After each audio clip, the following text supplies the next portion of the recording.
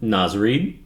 Timberwolves get their first win of the season now at 1-1, winning their home opener against the Miami Heat, who are sitting Jimmy Butler, Josh Richardson, Caleb Martin, and Kevin Love. So we had the man advantage going into this one, although Jaden McDaniels would not play yet again. So Nickeil Alexander-Walker gets the start.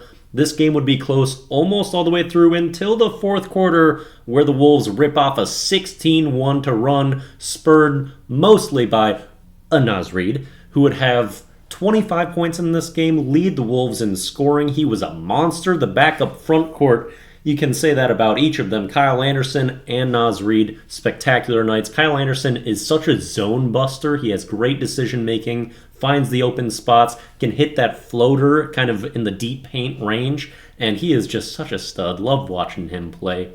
Then, other front court player, Rudy Gobert, had maybe the least frustrating game I've watched Rudy play. His stats aren't bonkers, but he had so few mistakes and so few head-scratching moments in this one that it was pretty pleasant watching him in this one. He was screening extremely well, especially for Conley. Also had a lot of off-ball screens that you don't typically see Gobert do. Getting people open threes, that's wonderful to see because a lot of times we try to involve him in the paint and he doesn't really know where to position himself on the court for spacing. But when he's going and setting flare screens up for three-point shooters, that gets us open looks, that gets him away from the action. You would think making those decisions, getting open threes, opening up driving lanes for our guards would mean the guards would have a field day, especially being guarded by Tyler Hero, Jaquez, the rookie, Lowry, Duncan Robinson. Like, you don't have defensive juggernauts out there whatsoever. So our guards really have an advantage on those people, and you think Anthony Edwards especially would step up and dominate,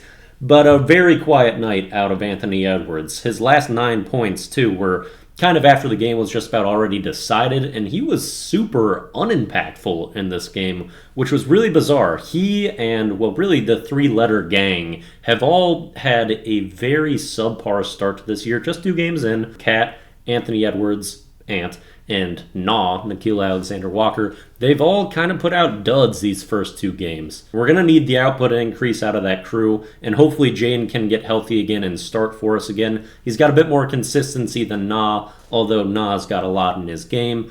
Anthony Edwards in this one, too, was interesting. I wonder if he maybe be a little gimpy already, because we didn't get a lot of drives and layups out of Ant. It was mostly jumpers and floaters. You almost never see Anthony Edwards take floaters.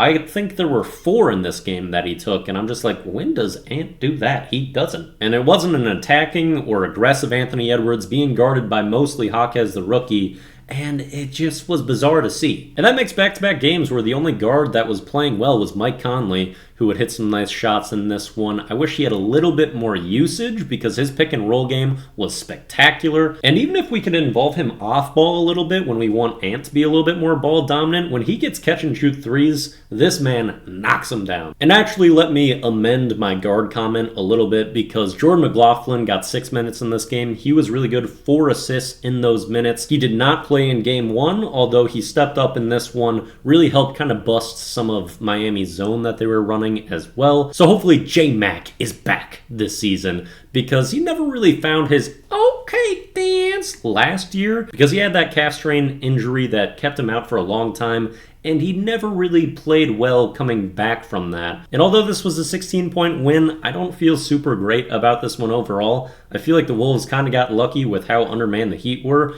as well as they missed so many wide open threes. I thought the screen navigation on defense for the Wolves was pretty shaky. We were playing in a deep drop for Hero and Duncan Robinson, who missed so many open threes, as the Heat did in general, shooting less than 31%. And I feel like if they just have like a solid shooting night, we're in trouble a lot more than we were in that game. Also had a very flat start at the start of the game, getting beat on a lot of back cuts and giving up open threes early on that were actually going in. So that wasn't great execution-wise for the Wolves. 3 of our 5 starters did not really show up, but Naz Reid went bonkers. I'm so happy that we get to continue to watch this man on the Timberwolves. Naz Reid, next game's on Monday. See you then.